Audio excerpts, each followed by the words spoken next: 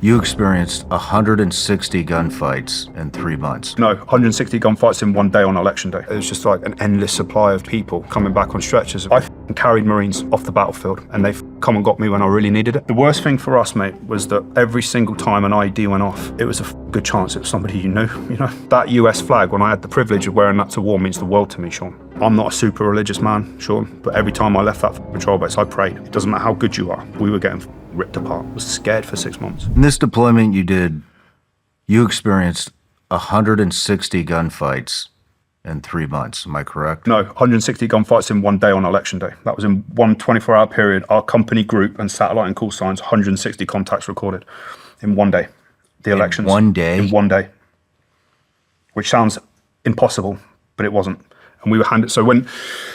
Holy shit. The back end of that tour, Shawn, we handed over to the US Marine Corps. And when that 3-7 combat team 3-7 or 3-5, I can't remember which one it was, but when the US Marine Corps came in, those boys were not fucking playing games. And it was good to see because they were like, we ain't doing courageous restraint, we're doing fucking extreme violence. And we were like, fuck yeah. But yeah, that 160 recorded contacts within a 24-hour period on election day. So the right at the back, it was literally the last thing that we did on deployment. It was, they were having local elections, and it was the first time that they had local elections in Sangin since the Taliban took over, I imagine. How do you even have enough ammo for that? It was everywhere, all day, just all different. There was probably about 5 or 6 platoons on the ground, plus the patrol base itself, plus the main fob, and it was just all day, just sporadic, all day. Were you getting resupplied? So we were out in a field. So check this out, right? So they put recce platoon out as a blocking force. So we were like 400 meters away from the actual main patrol base itself. And again, when people talk about what it means to serve and what it means to serve the United States of America, and the bond that I've got, we fucking told them, dude, we said, do not go in that compound. We went out together. There's a US Marine Corps patrol and our patrol. Our job was to literally go out and provide a blocking service or a blocking screening service. And we fucking told them, do not fucking go. Badger 10, don't go in that compound. It's a known firing point. It's fucking rigged. Do not go there. And they were like, we got orders, brother. And I was like, do your thing. And they went out there and sure as fuck, they fucking got blown up, dude. There was like fucking 2 dead, I think, and 3 or 4 lost limbs. And initially we were just helping out on the Kazovac. I'll never forget, it was just like an endless supply of just fucking people just coming back on stretchers, and we were just doing what we could. Like, I fucking carried Marines off the battlefield, and they fucking come and got me when I really needed it on multiple occasions. Like, that US flag, when I had the fucking privilege of wearing that to war, means the world to me, Shawn. And I'd fucking die for that as soon as I'd die for my flag, you know? But those young lads, mate, they were fucking, those young lads, I was one too. You know, that was a fucking hard day. That was just the morning. That was before the whole thing fucking got going. I'll never forget it as well. We're in these cornfields, on these blocking positions. And it was like, you just see like 2s and 3s. The whole platoon had just been fucking decimated. It was like an ID went off, killed a bunch of dudes. Then the fucking Kazovac, the guys that went in to get them, they got fucking blown up. Then all hell broke loose. And it was just like, once we'd started to ferry the stretchers back, we went back to man our positions. And it was like something out of Jurassic Park, man. You see these fucking cornfields, and it was just like, you could see the leaves moving, you know, and we're on the guns like, I need to fucking, like, something's getting fucking shot in a minute. I'm fucking scared, do you know what I mean? And a fucking squad would come out, or 2 or 3 guys, and just be like, have you seen, like, you know, this guy or that platoon? And we're like, where the fuck have you been, bro? And he's like, your guys are back there. And I was like, okay, cool. And they just run out. 10 minutes later, there'd be like a lone Marine just coming out the fucking cornfield. You're like, I don't know what the fuck's going on over there, but this is not a good spot for him to be in. And yeah, we just fucking hunkered down. That was the first time I got properly mortared as well. Like, people talk about, oh, you know, I watched. I think you'll find a generational difference between GWOT guys that didn't do conventional tours and guys that did do conventional tours. Like, I know the difference between being mortared and properly being mortared. Like, in front of you, like 50 meters, 60 meters, which is fucking close for an 81 or whatever they're using. Then one comes behind you, you're like, okay, cool. We're being bracketed. The next one's fucking coming into our position, and sure as fuck, we're in this field getting mortared. And it's like, that's no joke. Like, we're in a fucking field. There is no cover. And troop sergeants like fucking dig in. And we're like, what? What is this? The fucking, you know what I mean? Is this Iwo Jima? Like, I didn't think war fucking fighting was like this. Do you know what I mean? This was not what we were fucking used to doing. So sure as fuck, we dug shell scrapes, and I've got some great pictures of it. All the boys in shell scrapes, and we fucking dug shell scrapes. And then we started getting more. What do you mean shell scrapes? Like a small hole in the ground to lie into, basically, just below subsurface, so that if it does detonate, it goes at ground level and you're just underneath it. The first ones we did were quite shallow, but when we started to get incoming accurate mortar fire, we were like, oh shit, we need to fucking dig these in a bit deeper. And I'll never forget, like,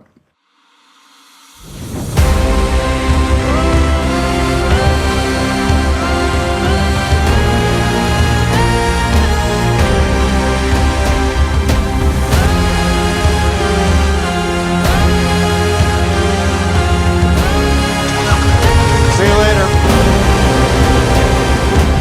World's tallest building. What do you think, Shawn? We're high.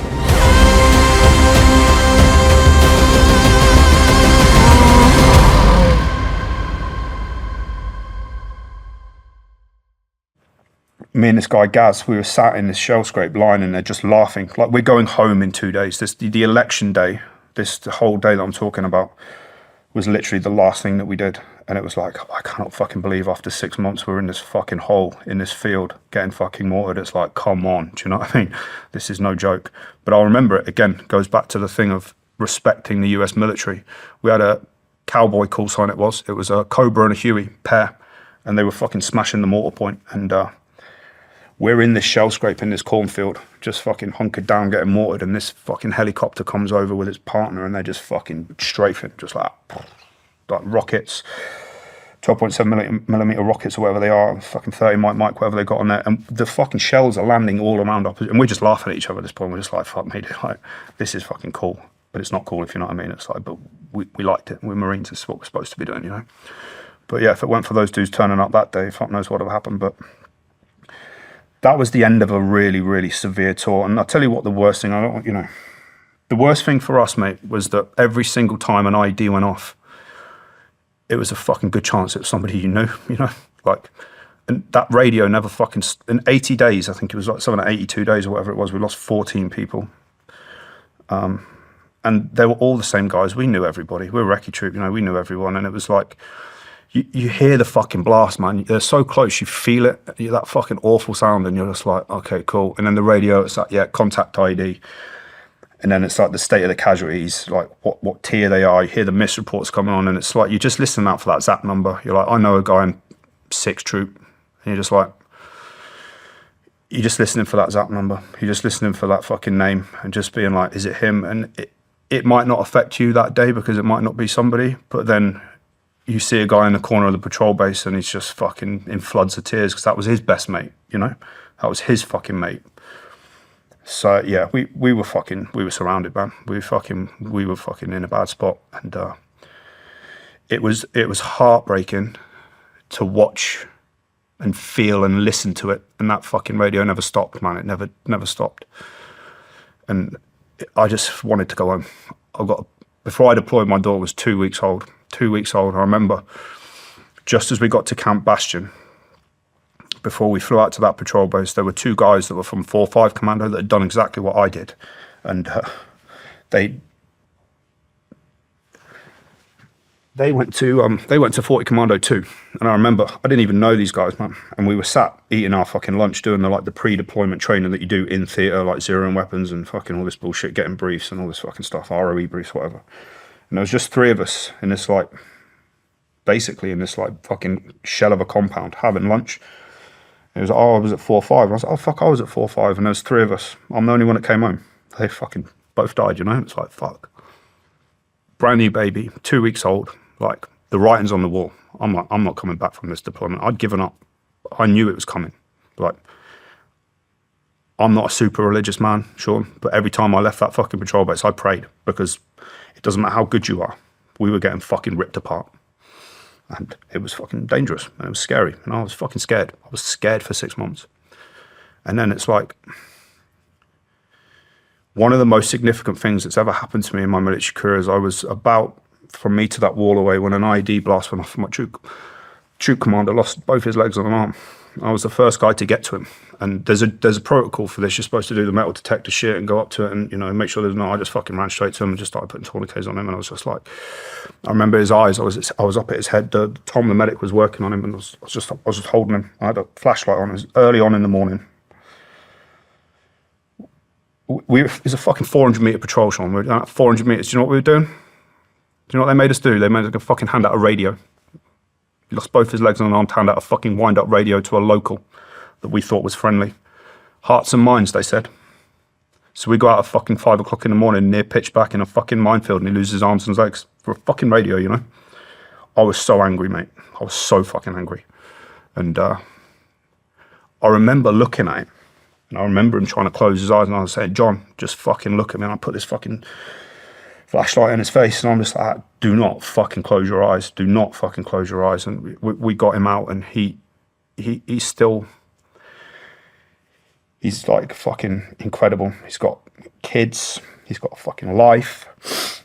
He's a fucking incredible kayaker. He's represented his country in that. He's got this fucking incredible story. He goes around the country motivating people. Like, what a fucking hero. What a fucking rock star. But I'll never forgive them for putting us in those positions. Because it's like, we know this is bullshit. Why the fuck are we going out there, And yeah, that there made me fucking angry.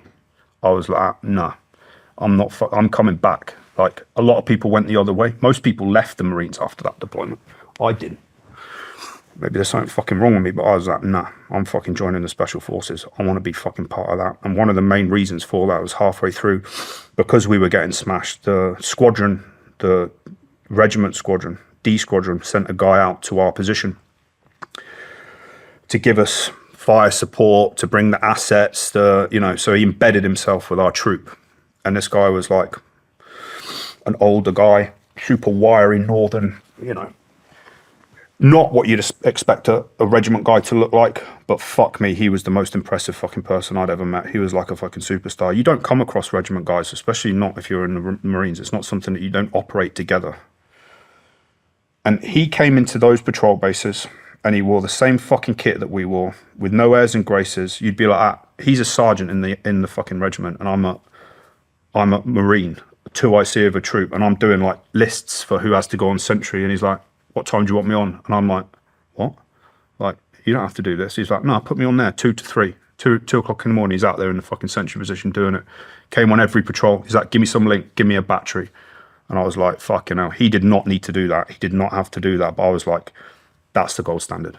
That's the fucking epitome of what I think a fucking regiment guy should be like. No matter where you're watching Shawn Ryan Show from, if you get anything out of this, please like, comment, subscribe, and most importantly, share this everywhere you possibly can. And if you're feeling extra generous, please leave us a review on Apple and Spotify podcasts.